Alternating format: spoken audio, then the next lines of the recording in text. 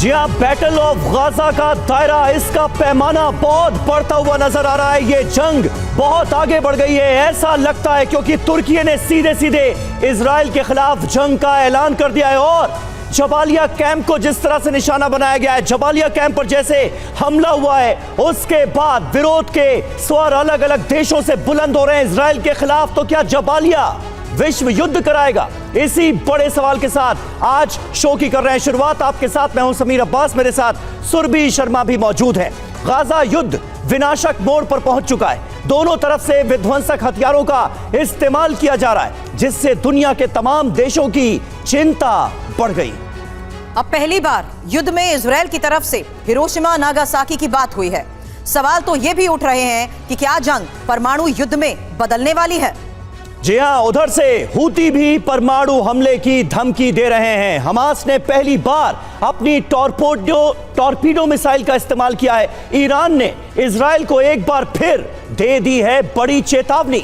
वहीं गाजा में इजरायली हवाई हमले में नागरिकों की मौत से दुनिया की चिंता भी बढ़ती जा रही है। आज इन्हीं सभी मुद्दों पर होगी बात, लेकिन पहले इस वक्त की सबसे बड़ी खबर के साथ करते हैं शुरुआत, जहां जबालिया कैंप पर इजराइल के बहुत बड़े हमले को लेकर खबर यह है कि जबालिया कैंप पर आईडीएफ ने हवाई हमला किया है और हवाई हमले में 50 से ज्यादा लोगों की मौत हुई है।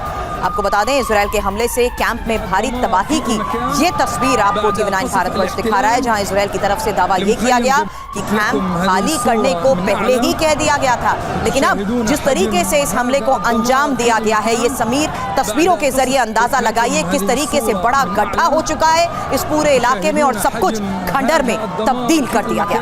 बिल्कुल, और इजराइल इस हमले के बाद ये दावा कर रहा है कि हमास के टॉप कमांडर को हमने इस अटैक में कर दिया है ढेर। वो कमांडर जो कि 7 अक्टूबर को इजराइल पर हुए हमले की एक बहुत इंपॉर्टेंट कड़ी था, उसे कर दिया गया है ढेर। लेकिन बहुत लोगों की जानें गई हैं, 50 से ज्यादा लोगों की मौत हुई है जबालिया कैंप पर हुए इस हमले के बाद। जो खबरें सामने आ रही हैं वो अपने आप में भयावह हैं, और यही वजह है कि दुनिया के तमाम मुल्कों में इस हमले के बाद गुस्सा देखा जा रहा है इजराइल के खिलाफ भी।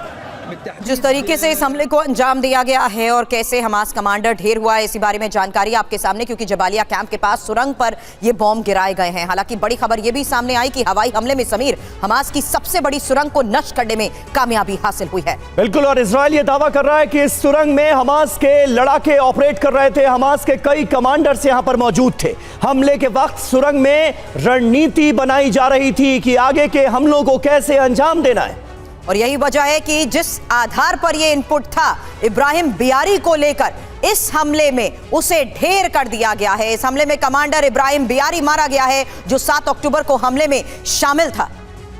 बिल्कुल, और ये बहुत इंपॉर्टेंट खबर है, इस पर आगे भी हमारी नजर रहेगी। जबालिया कैंप के पास सुरंग पर भीषण हमला हुआ है। हमले में हमास का टॉप कमांडर इब्राहिम बियारी मारा गया।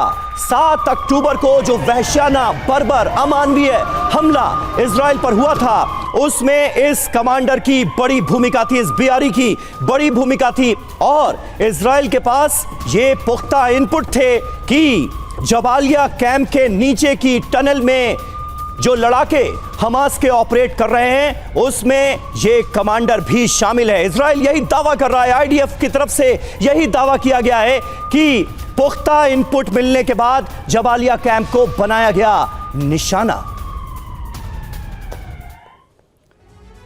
और आइए हम आपको बताते हैं कि यह हमला कितना विध्वंसक था, कैसे आधे किलोमीटर की पूरी रेंज में गाजा का सबसे बड़ा शरणार्थी शिविर खंडहर में तब्दील कर दिया गया। 500 मीटर के इलाके में इजरायली सुरक्षा बलों ने 6 हवाई हमले किए, 1-2 नहीं, 6 हवाई हमले यहीं पर हुए। इन हमलों में 50 से ज्यादा लोगों की मौत हो गई, क्योंकि इस वक्त गाजा के जो हालात हैं उनसे हम सब बहुत अच्छी तरह से वाकिफ हैं, और तमाम लोगों ने अपनी जान बचाने के लिए इस जबालिया कैंप में शरण ली हुई थी। जबकि 150 से ज्यादा लोग इस हमले में घायल हुए हैं। 50 से ज्यादा की मौत, 150 से ज्यादा घायल। हमारे साथ इस वक्त कई खास मेहमान मौजूद हैं। लेफ्टिनेंट जनरल वीके चतुर्वेदी हमारे साथ मौजूद हैं, सुशील कुमार सिंघल साहब हमारे साथ जुड़ रहे हैं, पूर्व राजदूत, और ब्रिगेडियर DS त्रिपाठी साहब भी हमारे साथ मौजूद हैं। लेकिन सबसे पहला सवाल चतुर्वेदी जी, मैं आपसे जानना चाहूंगा,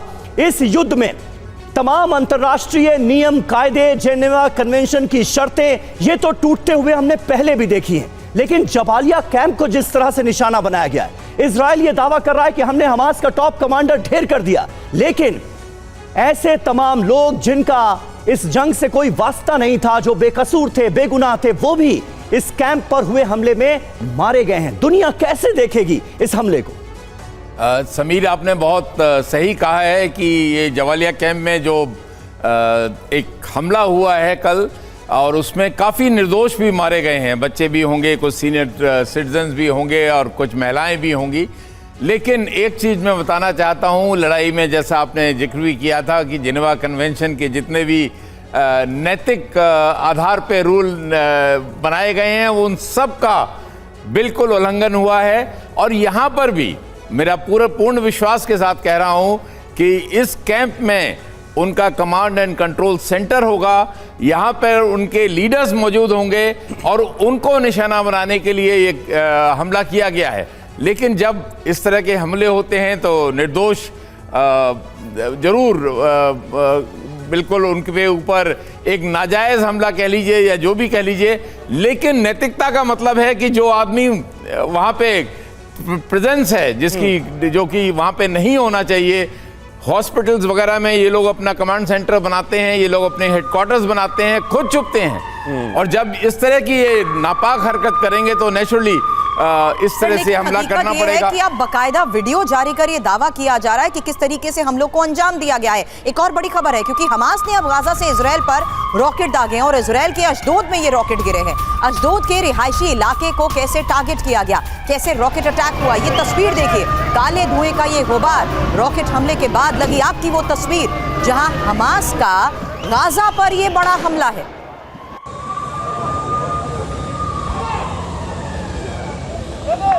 और तस्वीरों को देखकर समीर अंदाजा लगाया जा सकता है कि किस तरीके से रिहायशी इलाके इसकी चपेट में आ रहे हैं। ज्यादातर वो इलाके हैं जो हम समझ सकते हैं कि एक पूरा पार्किंग एरिया है, यही वजह है कि ज्यादातर गाड़ियां भी आग की चपेट में नजर आ रही हैं। बिल्कुल, इजराइल का ये अशदोद इलाका है जहां पर अटैक हुआ है, या ये कह लीजिए कि गाजा से हमास इजराइल को निशाना बनाने में एक बार फिर कामयाब हुआ है, क्योंकि लगातार हम देख रहे हैं हमास की तरफ से जो हमले इजराइल पर किए जा रहे थे उसकी फ्रीक्वेंसी जरूर कम हुई है, लेकिन हमलों का सिलसिला अभी भी जारी है।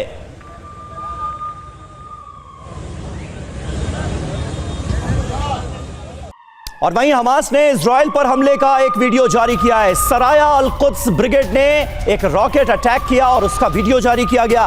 बैराज रॉकेट से इजराइल पर देखिए कैसे ताबड़तोड़ हमले किए जा रहे हैं, तस्वीरें बयां कर रही हैं। इजरायली कब्जे वाले इलाकों को हमास लगातार बना रहा है निशाना।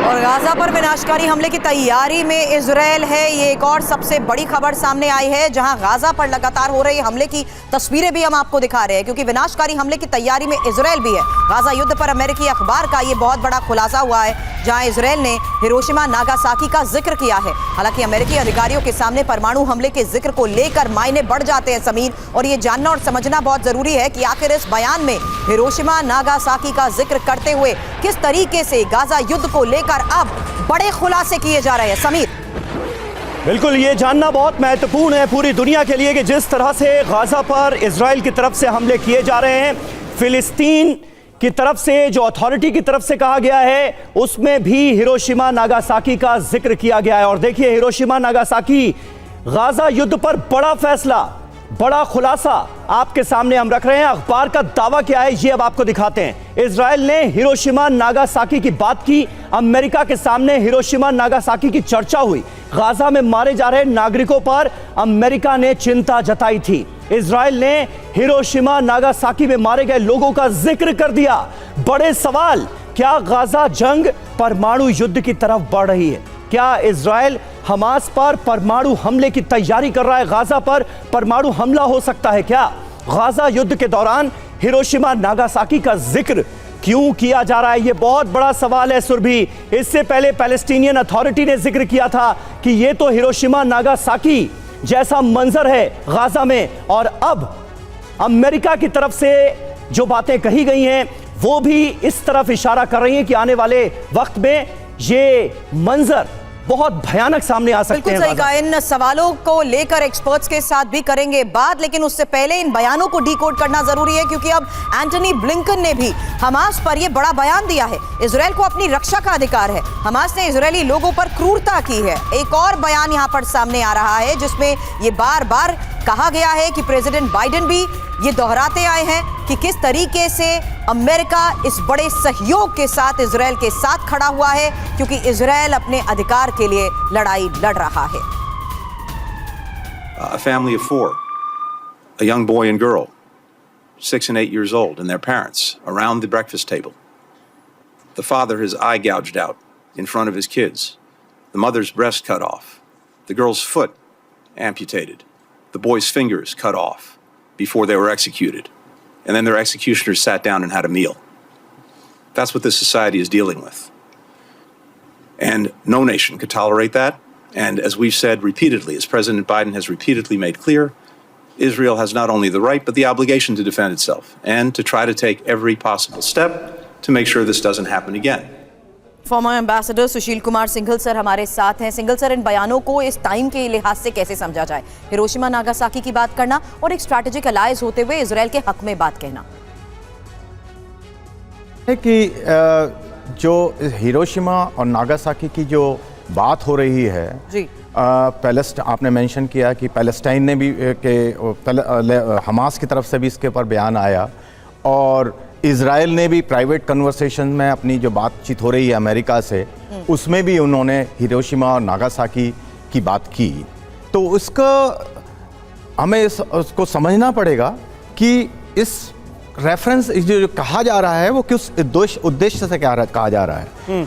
ये जो कंपैरिजन किया जा रहा है वो ये किया जा रहा है कि जैसे सेकेंड वर्ल्ड वार में एलाइड जो इनकी जो एलाइड पावर्स थी, इन्होंने जर्मनी पर अटैक किया या जापान में अटैक किया, और जिसमें 2 परमाणु बम भी उन्होंने छोड़े हिरोशिमा और नागासाकी, और बहुत बड़ा नुकसान हुआ।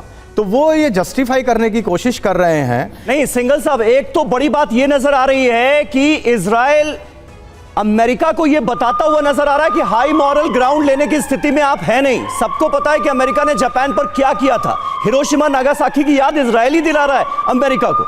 जी बिल्कुल, वही बात मैं आपसे कह रहा हूं। तो वो भी क्योंकि अमेरिका प्रेशर डाल रहा है इजराइल के ऊपर कि सिविलियन जो कैजुअलिटी हो रही हैं उनको अवॉइड करा जाए, तो उसके लिए इजराइल ने जवाब दिया कि आपने भी तो किया था। और जो स्थिति है, जैसा कि अभी जनरल साहब ने बताया कि हमास ने जो पॉपुलेशन जो एरिया हैं, सेंटर्स हैं, उनके ऊपर उनके नीचे उन्होंने कमांड सेंटर बनाए हुए हैं। तो इजराइल ने ये बात मालूम थी कि क्या होने वाला है, इसके सबके अंदेशे थे, सब ने बात की थी इस बारे में। इजराइल ने पॉपुलेशन को मूव करने की भी कोशिश की थी, लेकिन अब ये तो सच्चाई तो पता नहीं है कि हम एक्चुअली ग्राउंड पे क्या हुआ, किस तरह प्रेशर आया। ठीक है सिंघल साहब, इन तमाम मसलों पर हमारी बातचीत जारी रहेगी। इस बीच इजराइल ने एक और हमले को नाकाम किया है। लाल सागर में मिसाइल हमले को नाकाम किया गया है। इजरायली सेना ने इसका वीडियो जारी किया है। ये देखिए तस्वीरें आपको दिखा रहे हैं। लाल सागर में मिसाइल हमले को कैसे नाकाम कर दिया गया, निष्क्रिय कर दिया गया, ये तस्वीरें आपके सामने हैं। आईडीएफ ने मिसाइल हमले को यहां नाकाम कर दिया है। लाल सागर में भी कैसे जंगी बेड़ों को एक्टिवेट किया जा रहा है, ये तस्वीरें यही दास्तान बयां करती हुई नजर आ रही। हालांकि हमास के पास जो टॉर्पेडो है, इसको लेकर बड़े दावे भी समीर किए जा रहे हैं, क्योंकि इजरायली जंग में पहली बार टॉर्पेडो मिसाइल के इस्तेमाल को लेकर ये सबसे बड़ी खबर सामने आई है। और महत्वपूर्ण ये भी है कि कैसे हमास ने पुर्जा जोड़कर गाजा में ही टॉर्पेडो की तैयारी भी की है, उसे बनाया है। वहीं ईरान से हमास को टॉर्पेडो मिसाइल मिलने की आशंका जरूर जाहिर की जा रही है, लेकिन अब तस्वीरें भी सामने आ चुकी है कि कैसे हुती विद्रोहियों के जरिए हमास तक मिसाइल भेजने के शक और ज्यादा बढ़ गए हैं। समंदर और सुरंग के रास्ते हमास तक टॉर्पेडो भेजी गई है, और टॉर्पेडो बनाते वक्त का हमास ने बकायदा समीर ये वीडियो भी जारी किया है। बिल्कुल, ये वीडियो हमने आपको दिखाया, और हमास ने टॉर्पीडो का दूसरा वीडियो भी जारी किया है। अब वो आपके सामने आने जा रहा है। हमले से पहले का वीडियो जारी किया गया है। वीडियो में मिसाइल बनाते दिखे हमास के लड़ाके। ये देखिए तस्वीरें आपके सामने हैं। हमास ने खुद ही टॉर्पीडो मिसाइल असेंबल की है गाजा के अंदर ही। कम से कम दावा तो हमास की तरफ से यही किया जा रहा है। हमास का दावा, पहली बार हमने हमले के लिए टॉर्पीडो का किया है इस्तेमाल।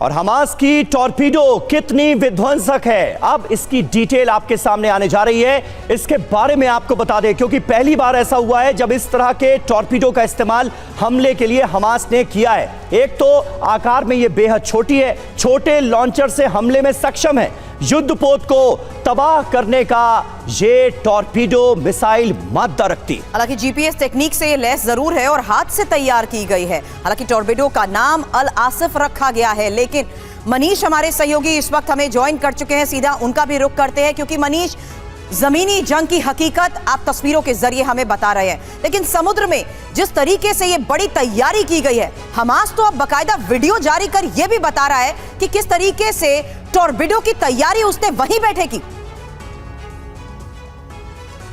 बिल्कुल सुरभि, और जिस समंदर में ये लड़ाई लड़ी जा रही है, जिस समंदर में हमास ने वो टॉर्पीडो रिलीज किया है ताकि जो वॉरशिप मौजूद है इजराइल के, उसी समंदर तट पर मैं मौजूद भी हूं। और इस वक्त मैं अपने कैमरा सहयोगी अमित को भी कहूं कि वो थोड़ी तस्वीरें भी दिखाएं हमारे दर्शकों को। देखिए, जमीन हो, आसमान हो या समंदर हो, हर जगह ये लड़ाई लड़ी जा रही है, या फिर अगर मैं कहूं तो आकाश से पाताल तक। क्योंकि इजराइल की ग्राउंड फोर्स अगर एक तरफ जहां टनल के अंदर मौजूद है, वहीं दूसरी तरफ समंदर की लड़ाई बेहद अहम साबित होने वाली है। खास करके तब जब बहुत सारे अरब देश इस बात को लेकर तैयारी कर रहे हैं कि कैसे मिलजुल कर इजराइल के खिलाफ जंग लड़ी जाए। तो वैसे में रेगिस्तान से लेकर समंदर तक, आसमान से लेकर सुरंग तक, हर जगह ये लड़ाई लड़ी जाएगी। और वैसी स्थिति में इजराइल या फिर उनके सहयोगी अमेरिका और दूसरे देश समंदर में कमजोर नहीं पड़ना चाहते हैं। अभी तक 11 देशों ने 50 युद्धपोत को इन समंदर में तैनात कर रखा है। लेकिन हमास ने जब टॉर्पीडो रिलीज करके दरअसल ये बताने की कोशिश की है कि उसके पास भी इलाज है, उसके पास भी वो कारगर उपाय है जिसके जरिए वो इजराइल या फिर सहयोगी देशों के वॉरशिप को, उनके युद्धपोत को, या फिर उनके बोट को, या फिर उनके नेवी एसेट्स को वो टारगेट कर सकता है। जी बिल्कुल बिल्कुल मनीष, बने रहे आप हमारे साथ। इजराइल के एश्कलोन से हमारे संवाददाता मनीष झा इस वक्त लाइव मौजूद हैं। डीएस त्रिपाठी साहब, एक रिएक्शन आपका जरूर चाहूंगा, क्योंकि हमास की तरफ से वीडियो जारी करके ये बताने की कोशिश तो की जा रही है कि गाजा में ही हमने टॉर्पीडो असेंबल कर ली, लेकिन इसके पीछे ईरान भी हो सकता है क्या? वो ईरान जो हमास के साथ खड़ा नजर आ रहा है, वहां से भी इस तरह की टॉर्पीडो की डिलीवरी क्या हमास तक युद्ध के इस मंजर में मुमकिन है?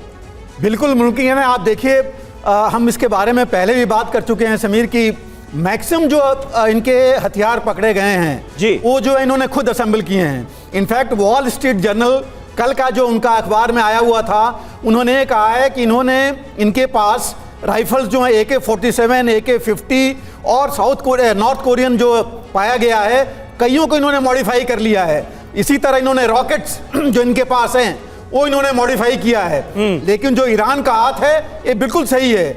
इवन जो कुछ देर पहले आपने बात की, एक बैलिस्टिक मिसाइल जो हुती विद्रोहियों ने छोड़ी थी, जिसको बुरकन मिसाइल वो कहते हैं, वो भी एक रूप है उसी ईरान की मिसाइल का।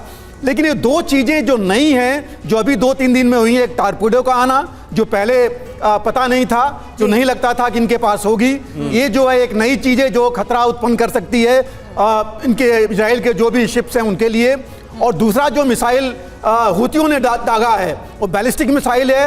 हालांकि उसको एरो 3 जो एंटी मिसाइल डेवलप किया था इजराइल ने अमेरिका के असिस्टेंस से, उससे उसको जो है मार गिराया गया। तो लेकिन एक नई डायमेंशन है जो खतरा पैदा करती है। सर, युद्ध के पहले 10 दिन में हमने वो बयान सुने जहां हमले को लेकर बड़ी तैयारी की बात कही जाती थी। अब आगे बढ़ते हुए, क्योंकि हम 25वें 26 दिन तक पहुंच चुके हैं, तस्वीरें जारी कर हमलों को कैसे अंजाम दिया जा रहा है, किन हथियारों का और मिसाइल का इस्तेमाल हो रहा है, इसको लेकर भी सबूत सामने रखे जा रहे हैं। यही वजह है कि अब हिजबुल्लाह भी लगातार इजराइल पर जिस तरीके से हमलों को अंजाम दे रहा है, हिजबुल्लाह आईडीएफ के ठिकानों को अब निशाना बना रहा है। निगरानी टावर को रॉकेट से कैसे उड़ाया गया, वही तस्वीर आपके सामने।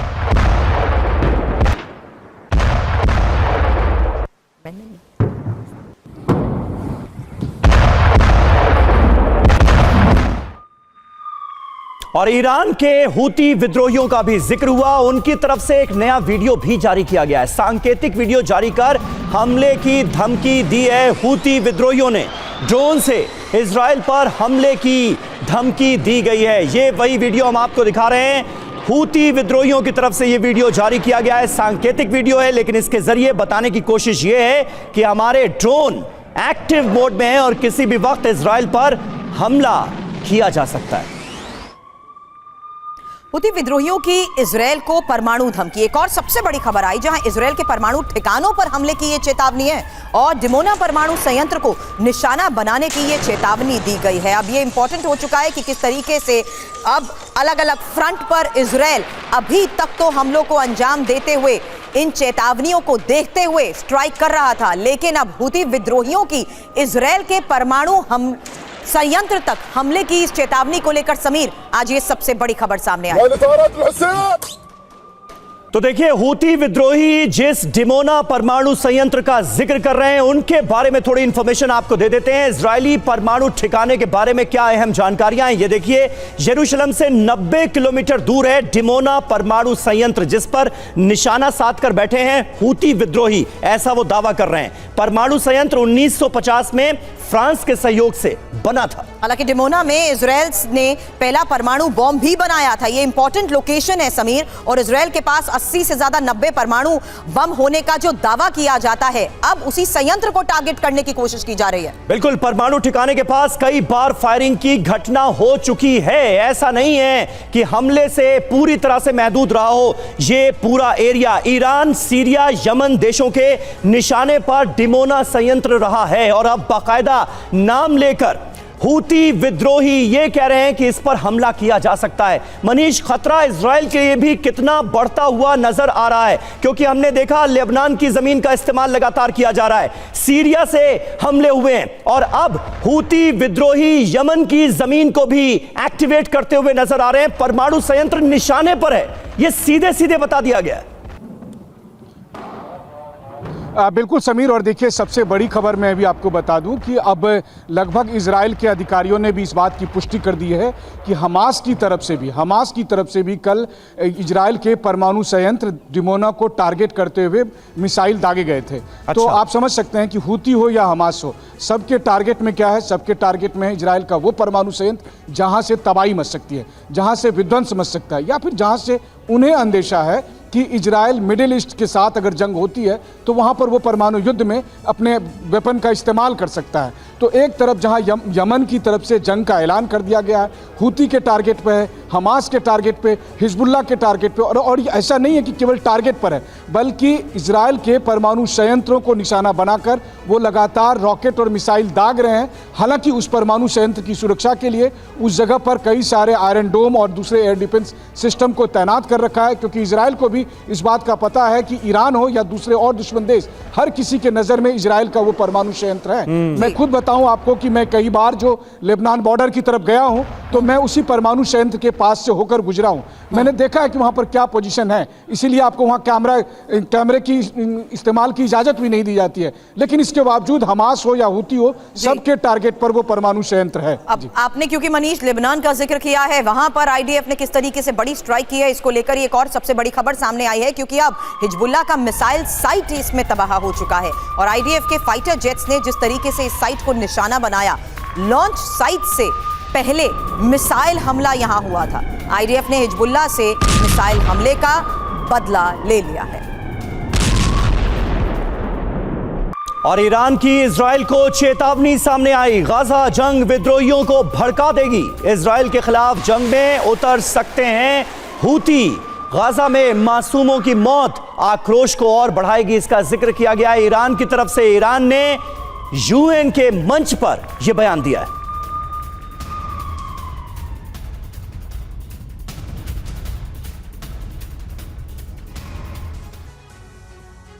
तो इजराइल वर्सेस ईरान महायुद्ध का आगाज ये क्यों कह रहे हैं, इस बारे में हालात को देखते हुए भी समझने की कोशिश करेंगे। लेकिन उससे पहले जानिए, गाजा जंग से विद्रोही गुटों का धैर्य खत्म हो चुका है, ये कह रहा है। गाजा में हमले विद्रोहियों में आक्रोश और ज्यादा बढ़ाते जा रहे हैं। समीर जी हां, ईरान ने यूएन के मंच पर इन बातों का जिक्र किया है। गाजा जंग में हूती विद्रोही आने वाले वक्त में शामिल हो सकते हैं। जंग रोकना अमेरिका के हाथ में है, ये ईरान ने दावा किया है। बड़े सवाल देखिए क्या खड़े हो गए। पहला बड़ा सवाल, क्या जंग के लिए विद्रोहियों को ईरान भड़काने की कोशिश कर रहा है?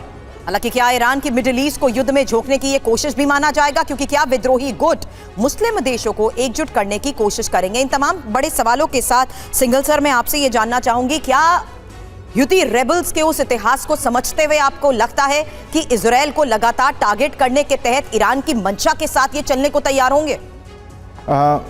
ये बात जैसा कि हम जानते हैं कि ये 3-4 जो रेबल मेन ग्रुप हैं उस एरिया में, बीट हमास हो, हजबुल्ला हो या हूती हो, इन सबको ईरान का सपोर्ट है। और ईरान जब से ये गाज़ा हमास ने अटैक किया इजराइल के ऊपर, तब से बराबर उनको सपोर्ट कर रहा है और धमकी दे रहा है अंतर्राष्ट्रीय मंच पर कि अगर गाज़ा पर जो इजराइल अटैक कर रहा है या उसमें हमले कर रहा है उनको नहीं रोका गया है तो ये सब फैल जाएगा। और ये जो अटैक हो रहे हैं हूटी इससे हो रहे हैं, हिजबुल्लाह कर रहा है लो इंटेंसिटी अटैक्स, और उधर इराक में जो और सीरिया में भी इनके जो अमेरिका के जो सैनिक ठिकाने हैं उनके ऊपर भी हमले हुए हैं।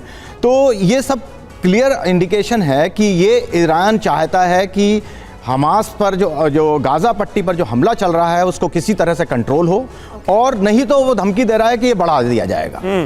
तो ये बहुत हालात को और ज्यादा भड़काने की कोशिश ईरान की तरफ से की जा रही है। और एक कोशिश ये भी नजर आती है कि सभी मुस्लिम देशों को एकजुट करके इजराइल के खिलाफ खड़ा किया जा सके।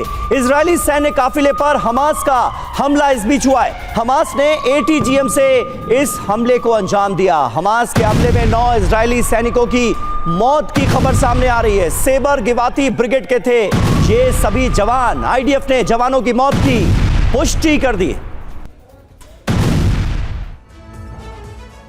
तो देखिए, गाजा में मौत का आंकड़ा लगातार बढ़ता हुआ हम देख रहे हैं, लेकिन इजरायली हमले रुके नहीं हैं। इजराइल पर भी खतरा बढ़ता जा रहा है। एक एक अपडेट से आपको आगे भी वाकिफ कराएंगे।